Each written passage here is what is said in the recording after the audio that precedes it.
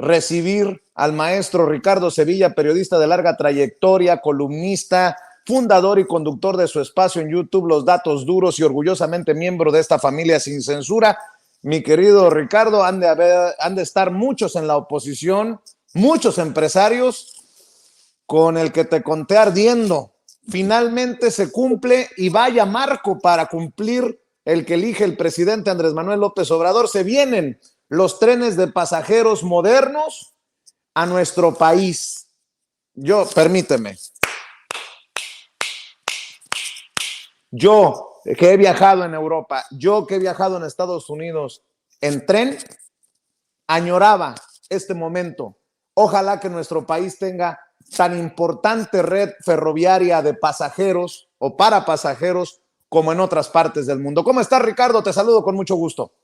Estoy muy bien, querido Vicente, público memorioso, y me uno a este aplauso. La verdad es que yo también he viajado muchísimo en tren y lo añoraba. Ya no es un barrunto, ya no es una posibilidad, es una realidad. El presidente López Obrador se había propuesto esta recuperación del sistema ferroviario que vendieron en la época del PRI y que continuó en la época del PAN. Se había propuesto recuperar de las garras de los grupos empresariales más importantes y más honestos de este país, recuperar un transporte que ha ayudado históricamente muchísimo al pueblo de México. Y en este marco, como dices tú, 20 de noviembre, día de la revolución, conmemoración de la Revolución Mexicana, pues es el marco ideal para darlo a conocer. Están muy enojados en la oposición porque la verdad, y suena a un lugar común decirlo, le han salido las cosas muy bien al presidente López Obrador. Se había propuesto inaugurar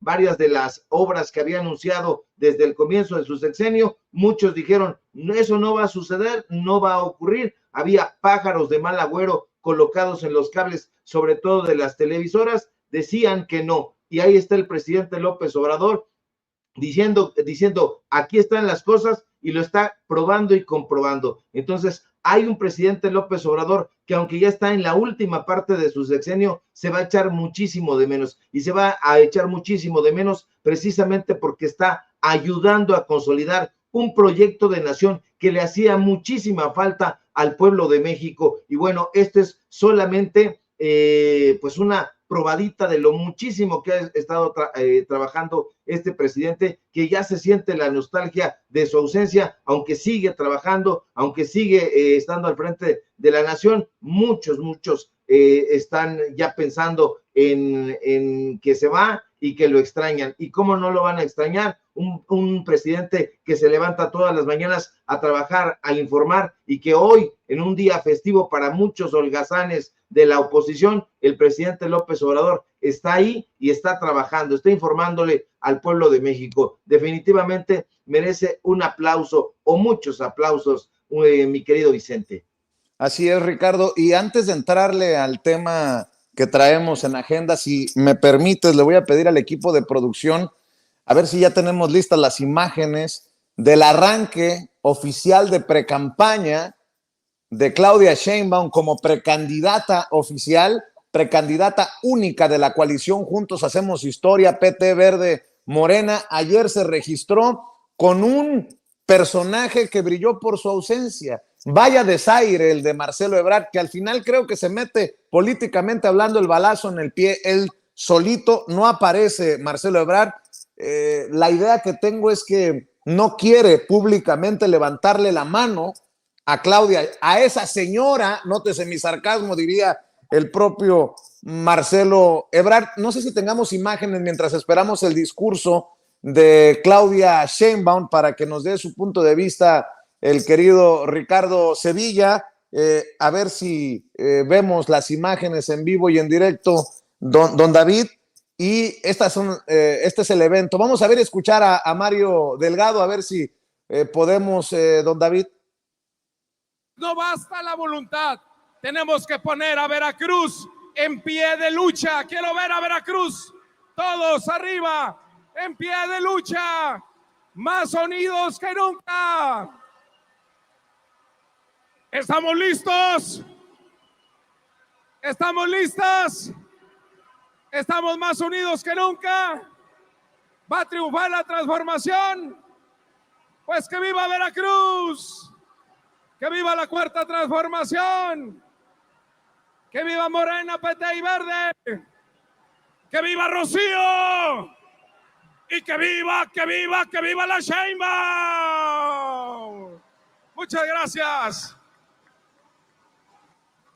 Acabamos de escuchar la parte final del mensaje de Mario Delgado, presidente nacional de Morena, mientras vemos a Gerardo Fernández Noroña, mientras vemos a Alberto, el presidente del PT, vemos a Claudia Sheinbaum, obviamente, a Rocío Nale, quien sería la precandidata de la coalición Juntos Hacemos Historia en Veracruz o por Veracruz. Y mi querido Ricardo, hay que decir que ayer en el registro de la candidatura o la precandidatura de Claudia Sheinbaum estuvieron Adán Augusto López Hernández, estuvo Ricardo Monreal, estuvo Gerardo Fernández Noroña, pero faltó Marcelo Ebrard. Vamos a escuchar a Rocío Nale, quien busca ser la gobernadora en Veracruz.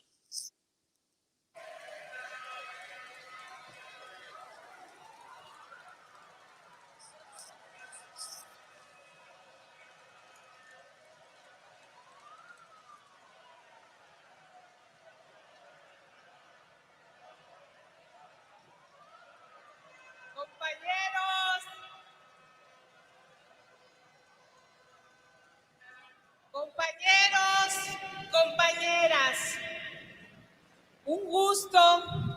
Tenemos una invitada de lujo, estimada amiga y compañera Claudia Sheinbaum.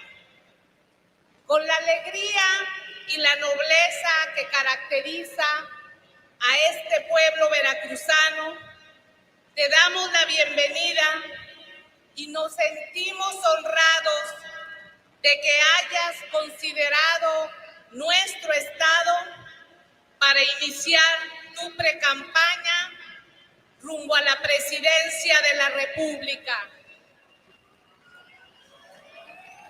Con ello,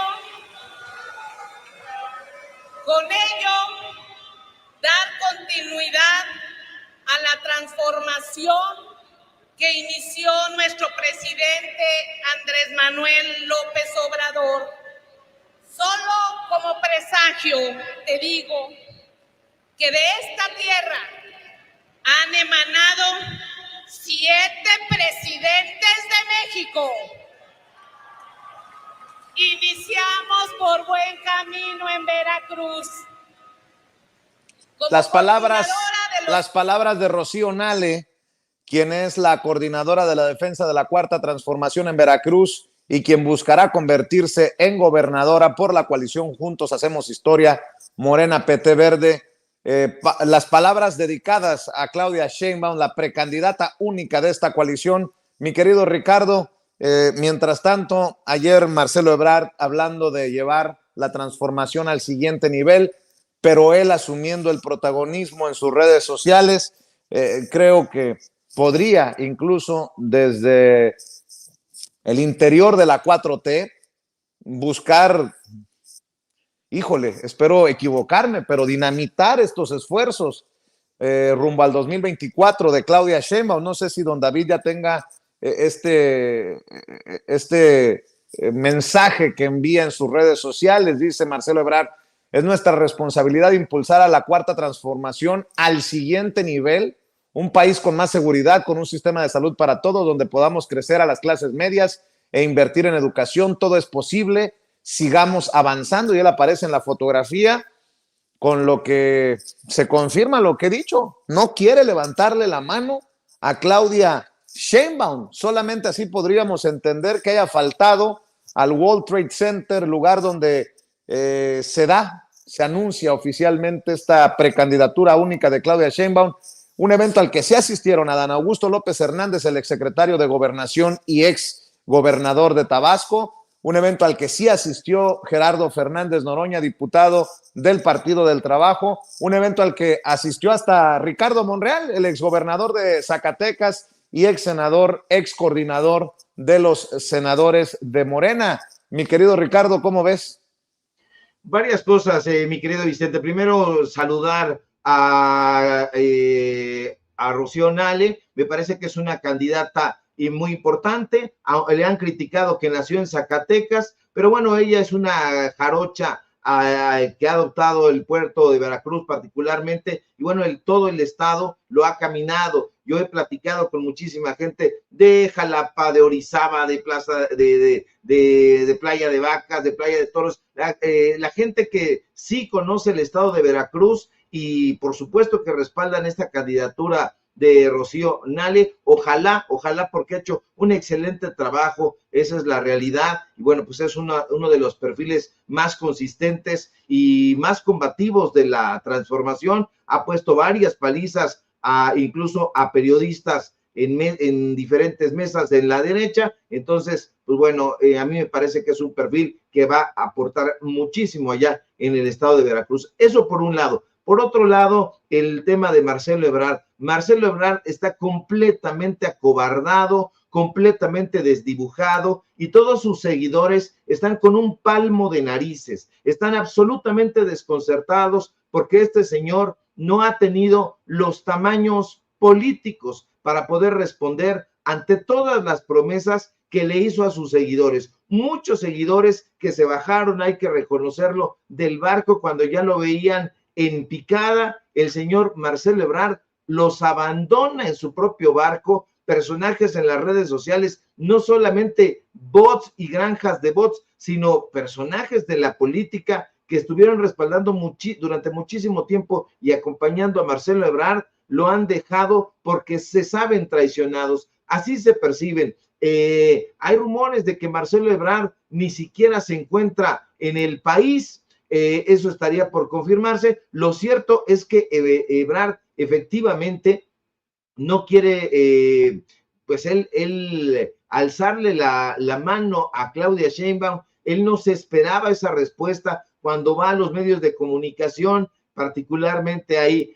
con Joaquín López Dóriga y con toda esta gente de Radio Fórmula, y les dice que él pues es la segunda fuerza, y Claudia Sheinbaum sale y le dice: no hay aquí en el movimiento ni segundas ni terceras fuerzas, aquí somos un solo movimiento. Le da una bofetada con guante blanco, y este señor definitivamente ya no es una posibilidad para poder, ni siquiera como él piensa, en las siguientes elecciones que estarían terminando en 2030, pues bueno, apuntarse ahí o apuntalarse como un candidato viable a suceder, pues ahora, a Claudia Sheinbaum, porque mi pronóstico es que ganará la presidencia de la República. Sin embargo, pues este personaje no creo que pueda ya negociar, Vicente. No creo que ninguno de sus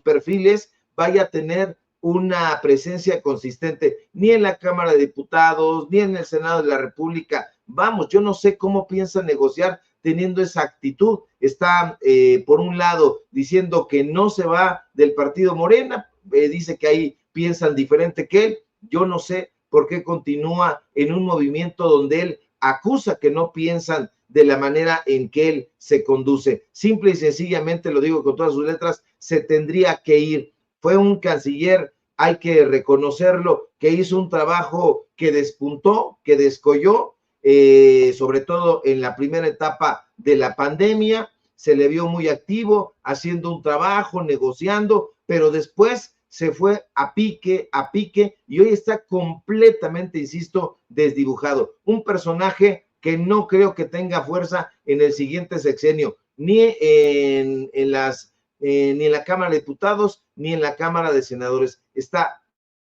muy, muy acabado, y yo lo siento incluso acobardado, querido Vicente. Definitivamente. Oye, Ricardo, háblame de tus reflexiones sobre el caso Milei, y no quiero que la gente vaya a decir, otra vez van a Argentina. No, hay muchas reflexiones que se pueden tomar para México, y más adelante te pregunto tu opinión acerca de la defensa que está haciendo Ciro Gómez Leiva de Denise Dresser, porque entre ellos se cuidan Las espaldas, mi querido Ricardo, ya platicaremos de esto de Ciro, pero primero, dame tus reflexiones sobre Milei y los argentinos que podrían pagar una factura muy, muy alta por este voto de ayer. Sí, definitivamente van a pagar una factura muy alta, como bien dices, porque finalmente la pesadilla de muchísimos argentinos se cumple.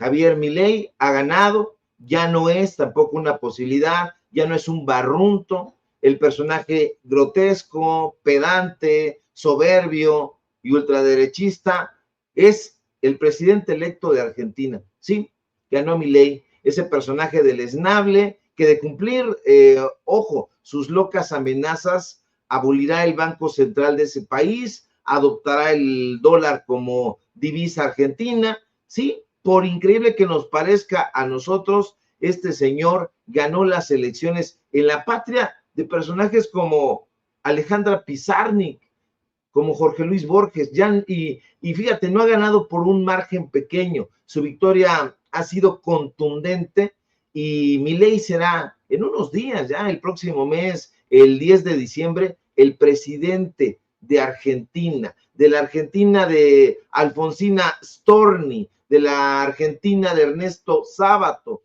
Evidentemente, el loco Milei le dará un vuelco a la política de ese país con sus propuestas libertarias y enloquecidamente radicales. Y eso, Vicente, ya no es sino una realidad, durísima realidad que enfrentará el pueblo argentino, el virulento, el machista, el resentido, gobernará un país, hay que decirlo también, de 46 millones de habitantes, el loco, el peluca Milei conducirá el destino político de uno de los países que tiene varias de las mayores reservas mundiales de petróleo, de gas, de litio, y francamente, a mí me enchina la piel saber que Argentina tendrá un presidente con nula responsabilidad social, un sujeto que según sus propias amenazas pondrá la educación y la salud en manos privadas, y eso es lo que quieren hacer aquí en México los conservadores, porque Milei, no lo olvidemos,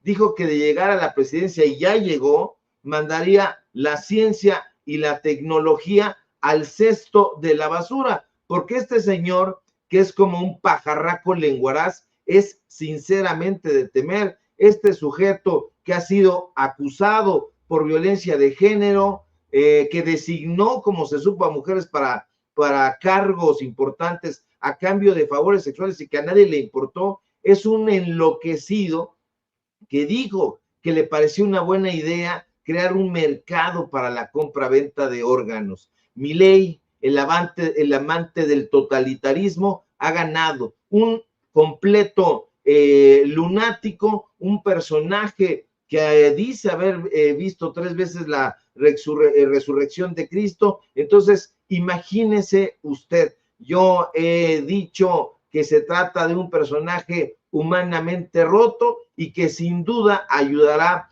a fracturar más a la ya de por sí quebrantada Argentina. Por supuesto que tiene que ver con el tema mexicano, porque ya salieron muchos personajes, incluido Claudio X González y su candidata Xóchitl Gálvez, a saludar la llegada de Milei a la presidencia argentina. Por supuesto que tiene que ver, porque estos personajes, todo esto que le acabo de comentar, pues lo están avalando, lo están respaldando. Entonces, eso nos quiere decir que están avalando todas esas ideas totalitarias. Enrique Krause decía que el presidente López Obrador, cuando todavía no lo era un mesías que tenía ese padecimiento mesiánico, y en realidad quien lo padece es Javier Milei, pero Enrique Krause, todos estos personajes no dicen nada. Estos personajes que engatusan a mucha gente con su marea de palabras, sin duda son personajes, Vicente, que tienen la lengua rápida, pero que no son pensadores perspicaces, son personajes farragosos, de ideas revueltas, igual que Xóchitl Gálvez. Entonces, este avalamiento de Milei nos deja ver qué es lo que le podría esperar a México de ganar la oposición. ¿Qué es lo que le esperaría a nuestro país de ganar Xóchitl Gálvez? Una mujer que no sabe escuchar para que sus interlocutores platiquen, una mujer que no sabe guardar silencio, que no sabe escuchar, y bueno, pues a estos personajes les gusta únicamente escuchar su propia voz, como a Milei, que dice escuchar voces, quizá las voces de sus mascotas, a lo mejor Xóchitl Gálvez también estará escuchando las voces de sus mascotas. En fin, es un tema preocupante y sobre todo lo es, querido Vicente, porque es un tema continental. No se puede ver la escena solamente en particular. El pueblo argentino no está disociado del resto de los países latinoamericanos. Por supuesto que preocupa que los tarados de la derecha mexicana hayan salido a congratularse de que un ultra haya ganado la presidencia de Argentina. Y bueno, esa es la triste, la amenazante realidad. Y no sé si te diste cuenta que hay comunicadores, dizque periodistas, opinólogos, todólogos en México que lo están retomando con gran fuerza. Leo Zuckerman, fíjate, estaba viendo las declaraciones en redes sociales de Leo Zuckerman y es también preocupante, ¿no? Se da cuenta uno de dónde vienen. Que Dios bendiga a los argentinos que hoy dieron un paso muy importante para rechazar a uno de los peores regímenes populistas de América Latina. Ahora viene lo bueno. Javier Milei no puede equivocarse. Y bueno, le cayeron encima a Leo Zuckerman, quien escribe otra barrabasada. Fíjate nada más lo que escribe hace unas horas Leo Zuckerman. A ver, hace unas horas. A todos los políticamente correctos, pregúntense por qué Javier Milei arrasó en las elecciones. ¿Habrá tantos brutos en Argentina? ¿No será que la gente estaba harta de los malos gobernantes? ¿Cómo se atreven a seguir defendiendo a esa izquierda indefendible? Bueno, yo le regreso las preguntas a Leo Zuckerman. Lo escribiría más o menos así.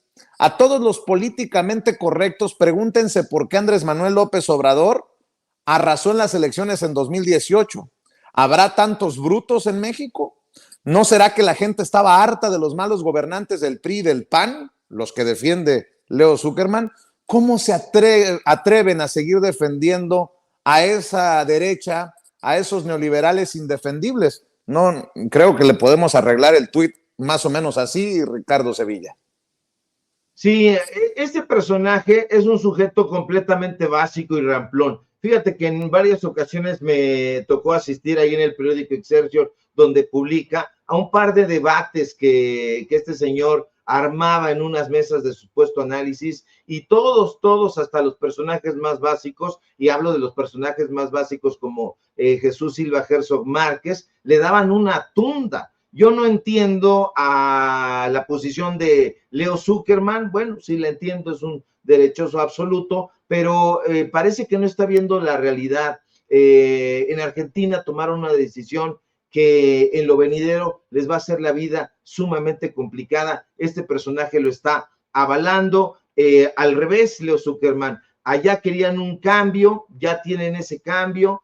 Va a ser un cambio muy preocupante, muy alarmante. Tú lo único que estás haciendo es ponerte en las antípodas de la narrativa de la Cuarta Transformación, porque de verdad, querido público memorioso, si el presidente López Obrador dice rojo, estos personajes inmediatamente dicen el rojo es el peor color que hay en la paleta, y bueno, así están de insensatos. Son personajes que ya tienen un resentimiento. Además del chayote que les pagan, los ha herido el presidente López Obrador en la entraña intelectual. Los ha descobijado de ese pretexto que tenían. Estos personajes se presentaban aparatosamente como periodistas, como escritores, como artistas, y en el fondo no eran más que unos vulgares chayoteros, personajes que recibían muchísimos millones de pesos para decir esto o aquello, y claro que ese desnudamiento, ahora el presidente López Obrador pues les ha quitado la cobija, no solamente del dinero, sino del orgullo, y entonces están reaccionando de esta manera completamente agresiva, completamente perniciosa. Ya no les interesa la reflexión sensata, o quizá nunca les interesó, no les importa tampoco brindarle posibilidades de análisis al pueblo de México, sino simple y sencillamente ceder a las injurias fáciles en contra del gobierno federal. Y bueno, ahí están avalando cualquier cantidad de tonterías, no las pueden soportar intelectualmente. Hay libros muy provechosos que debería de leer Leo Zuckerman sobre el avance de la ultraderecha en el continente, y bueno, pues eso le revelaría un panorama sumamente claro, pero no lo van a hacer porque lo único que quieren es aprovechar el micrófono para lanzar diatribas, para desinformar y pues por supuesto para tratar de hacer llegar a sus candidatos de nuevo al poder, para que les sigan dando becas, para que les sigan dando subsidios, para que les reinstalen los fideicomisos y todo eso que usted ya conoce a la perfección. Oye, Ricardo, antes de que te vayas, hace unos días leía de la propia Andrea Chávez, a quien le mando un saludo, la diputada federal de Morena por Chihuahua, amiga de Sin Censura, antes de ser diputada, colaboradora de este espacio libre como el viento, que escribía en redes: ya es oficial, Denise Dresser cometió violencia política de género en mi contra. Así lo determinó por unanimidad el Tribunal Electoral del Poder Judicial de la Federación. Según Lazo y los magistrados, sus palabras en televisión donde me inventa un noviazgo con un dirigente político al que según ella debo mi cargo, estuvieron cargadas de violencia simbólica, psicológica y verbal basadas en estereotipos de género, vulnerando mis derechos político-electorales con ataques a mi vida privada y a mi condición de mujer. Para reparar el daño que buscó causarle a mi carrera, a mi familia, a mi pareja, a su propia hija y a todas las mujeres que hacemos política, el Tribunal Electoral del Poder Judicial de la Federación ha determinado las siguientes sanciones. 1. Denise Dresser deberá pagar una multa de 20,748 pesos. 2. Denise Dresser deberá disculparse públicamente conmigo. 3. Denise Dresser deberá tomar un curso sobre violencia de género para que abandone sus actitudes misóginas con las que busca dañar a otras mujeres. Además, deberá pagarlo ella. 4. Denise Dresser estará inscrita en el Registro Nacional de Personas Sancionadas en materia de violencia política contra las mujeres en razón de género durante un año. Y sí, aunque le duela a Denise Dresser, las mujeres jóvenes no necesitamos ser novias ni amantes de nadie para hacer política con honor y dignidad. Y Denise Dresser, en lugar de disculparse, sigue revictimizando, revictimiza a Andrea Chávez con sus mensajes en redes sociales. De hecho, no sé si tengas por ahí, David, las declaraciones de Denise Dresser en las que despotrica por esta decisión de las autoridades en relación a señalarla como responsable de violencia política en razón de género. Le voy a pedir a Ceci que me envíe precisamente este documento que intento leer. Y bueno, pues es esta la respuesta de Denise Dresser, que me parece aún más nefasta luego de la decisión de las autoridades electorales. Bueno, quien ya salió a defenderla, Ricardo, ¿a dónde voy? Pues es que salió a defenderla el vocero de los indefendibles y las indefendibles, Ciro Gómez Leiva, en su Cueva de los Malandros, y esto es lo que dice el gran periodista de México, que le cuida las espaldas a sus amigos y amigas. Y hoy en Reforma se publica un texto que no se puede dejar pasar de largo, porque yo pienso que es una atrocidad lo que le están haciendo a Denise Dresser. Ella publica, como todos los lunes, su columna en el Reforma, la titula Fallo Histórico, y la leo. Dice: los hechos: una diputada plurinominal de Morena es captada en un avión gubernamental en compañía de su familia, siendo trasladada a un evento del partido. La diputada participa activamente en la campaña de un precandidato presidencial y entonces secretario de Gobernación. Ante el cuestionamiento que suscita el uso irregular de un bien público, la diputada primero acusa Photoshop y guerra sucia en su contra. Conforme aumentan las pruebas, cambia su versión y afirma que rentó un aerotaxi. La duda sobre el préstamo del avión despierta preguntas de interés público. ¿Quién se lo presta y por qué? Decenas de columnas, tweets y memes especulan sobre los motivos detrás de un privilegio concedido a un miembro de la élite morenista. En este contexto, una analista, que es ella, Cuando dice analista se refiere a ella misma. En este contexto, un analista sugiere que en la narrativa pública se habla de una relación personal entre el precandidato y la diputada, sin afirmar que eso sea cierto. Acto seguido, la diputada demanda a Denise Dresser por violencia política de género ante el INE. Demanda solo a la analista, a Denise, e ignora a otros que se refieren a la supuesta relación personal de maneras más explícitas. Es la segunda vez que la diputada acosa judicialmente solo a esta analista, Denise. Luego, el proceso legal. El INE impone medidas cautelares a Denise y obliga a bajar de las redes tanto la porción del programa de internet donde se debatió el tema, así como el tuit donde aclara que la supuesta relación personal es irrelevante. El tema de fondo es el influyentismo y el avión. Denise impugna las medidas cautelares por considerarlas inhibitorias a la libertad de expresión, mientras su proceso recorre diversas instancias institucionales. El Tribunal Electoral declara que el INE no tiene competencia para sancionar a Ricardo Salinas Pliego por violencia política de género, a pesar de sus múltiples agresiones misóginas contra una senadora de Morena. Después, la sala especializada del Tribunal Electoral falla en contra de Denise y se le imponen las penas más severas, una multa de 20,748 pesos, una disculpa pública en curso sobre violencia política de género y su colocación durante año y medio en el Registro Nacional de Personas Sancionadas en materia de violencia político de género contra las mujeres. Luego, el analista, es decir, la propia Denise Dresser, impugnará el fallo ante la autoridad electoral porque es incongruente no tocar al señor Salinas Pliego, pero sí sancionarla a ella. Impugnará porque las sanciones son desproporcionadas ante la supuesta falta y no han sido aplicadas en consistencia con otros casos. El Registro Nacional evidencia que los ciudadanos son sancionados en 95% de los casos denunciados, pero los funcionarios solo en 30% de las veces.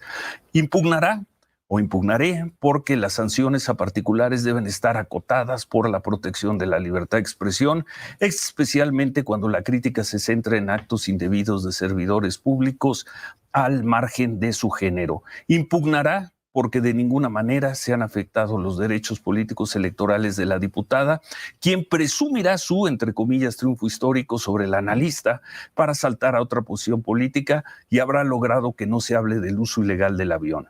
Denise impugnará porque la Constitución establece que los funcionarios deben estar sujetos a un mayor escrutinio público, incluso de sus vidas privadas cuando éstas se entrelazan con el uso de recursos públicos para fines personales. Y concluye: Denise, la analista, reconoce que puede equivocarse y usar palabras criticables e incluso imprudentes, pero cree que no merecen ni la intervención legal ni la sanción desproporcionada por parte de la autoridad electoral, sobre todo en un país con tanta violencia real por razones de género. Ojalá la Sala Superior del Tribunal Electoral no caiga en la trampa tendida y reconozca lo que realmente está ocurriendo: el abuso de un instrumento diseñado para proteger a las mujeres, instrumentalizado para coartar la crítica legítima a las mujeres. La distorsión de la legislación mal utilizada para cuidar a un militante del partido gobernante, mientras se inhibe la crítica de ciudadanos y periodistas. Para el poder hay protección, para los analistas hay sanción. Para el poder hay impunidad, para los ciudadanos hay intimidación. Eso sí es un fallo histórico, pero no es un triunfo, es una aberración. Increíble, pero por sus críticas, por las críticas de Denise Dresser, más allá de la sanción económica, de todo, la van a colocar en el catálogo de agresores de violencia de género. Por lo pronto, sí. Cuando se toleran otras cosas, se va a cometer esa atrocidad. Queda el registro de este texto de Denise Dresser hoy en la edición de Bueno, pues ahí años. ahí están las palabras de Ciro Gómez Leiva. Llama atrocidad esta decisión del Tribunal Electoral del Poder Judicial de la Federación y del Instituto Nacional Electoral. En esta disculpa pública en redes de Denise Dresser, leo: las mujeres a veces podemos equivocarnos en el uso de ciertas palabras y caer en lo que la autoridad electoral clasifica como violencia política de género. En ese estricto sentido, le ofrezco una disculpa a Andrea Chávez. pero también alerto sobre lo siguiente y se avienta un pergamino ahí, ¿no? Entre otras cosas dice, Andrea Chávez equivocadamente canta victoria cuando el proceso no ha acabado. Impugnaré y espero que la impugnación lleve a un debate, revisión a fondo sobre la competencia del INE y del tribunal para sancionar a ciudadanos con medidas desproporcionadas. Yo pregunto, mi querido Ricardo Sevilla, ¿no era Denise Dresser junto a Ciro Gómez Leiva de los personajes que, entre otras cosas, decían, el INE no se toca, el INE no se toca, el Tribunal Electoral es una chingonería? Ah, cabrón, cómo han cambiado las cosas, cómo han cambiado las cosas, las vueltas que da la vida. Hay una canción así que no... Bueno, Ricardo Sevilla, escucho tus opiniones de esta defensa que hace Ciro Gómez Leiva llamando atrocidad esta decisión del tribunal y del INE, y una Denise Dresser que se disculpa, pero no se disculpa. Muy vehemente la defensa que hace Ciro Gómez Leiva, muy vehemente desde un micrófono sin duda corporativo, sin duda todavía lamentablemente influyente, pero está todo equivocado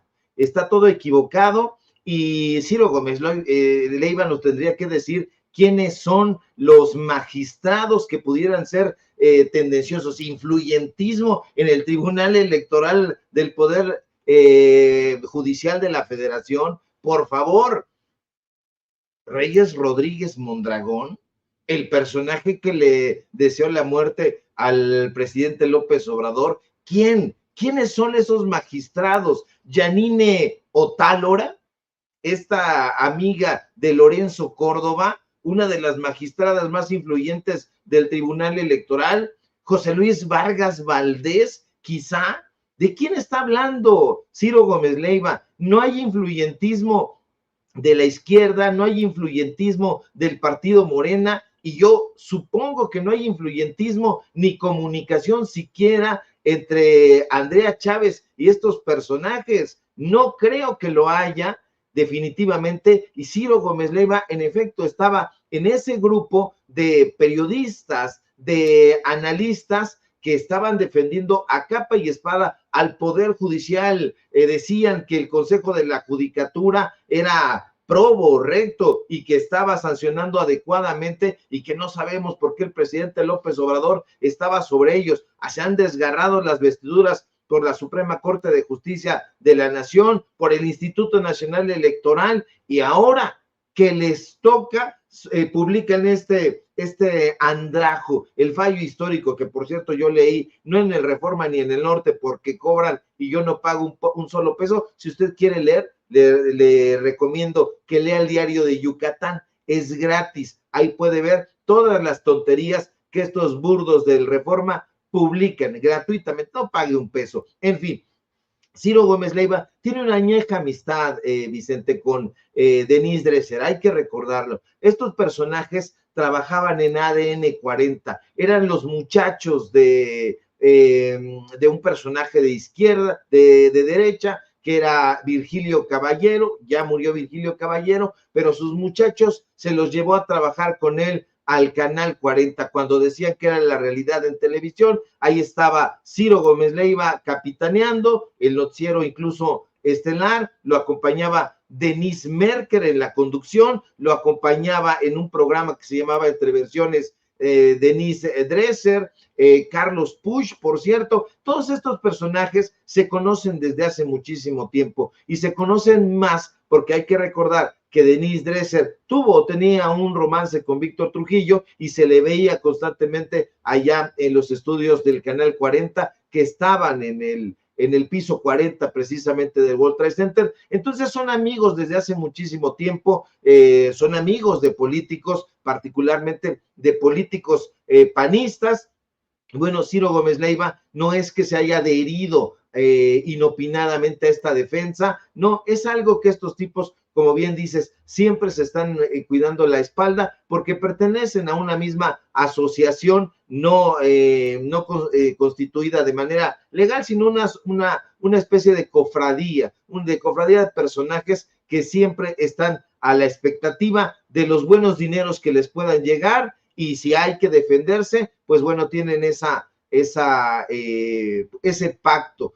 ese pacto tácito para hacer estas defensas. No hay ningún tipo de influyentismo en el Poder Judicial. Qué bueno que así fuera. No lo es. Estos personajes son absolutamente indóciles. Reyes Rodríguez Mondragón al frente del Tribunal Electoral del Poder Judicial de la Federación. Vea usted a cada uno de los magistrados y magistradas de ese tribunal y ahí nos dice a ver quién podría estar influenciado por Morena o por la diputada Andrea Chávez. Yo no lo creo para nada y celebro una vez más el fallo, porque es una de cal por las de arena. Lo has dicho bien, Ricardo, y nada más al editorial que suscribo, le agregaría, ya siéntese, señora, y no lo digo por Denise Dresser, lo digo por el que la defiende. Pero mi querido Ricardo Sevilla, ¿por qué no cerramos invitando a la audiencia de Sin Censura a tus redes, a tus trincheras, a tus esfuerzos independientes? Claro que sí, querido Vicente, yo pensé que me decías a mí, ya siéntese, señora Sevilla.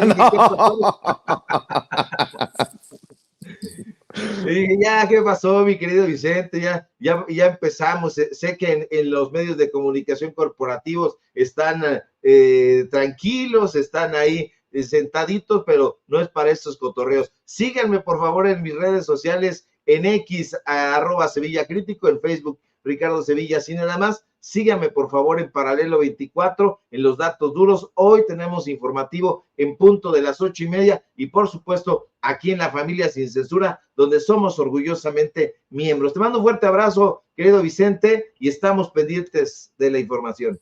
Claro que sí, te mando un abrazo, Ricardo Sevilla, hablando con nosotros sin censura en este inicio de semana, con un día festivo por el 20 de noviembre, un aniversario más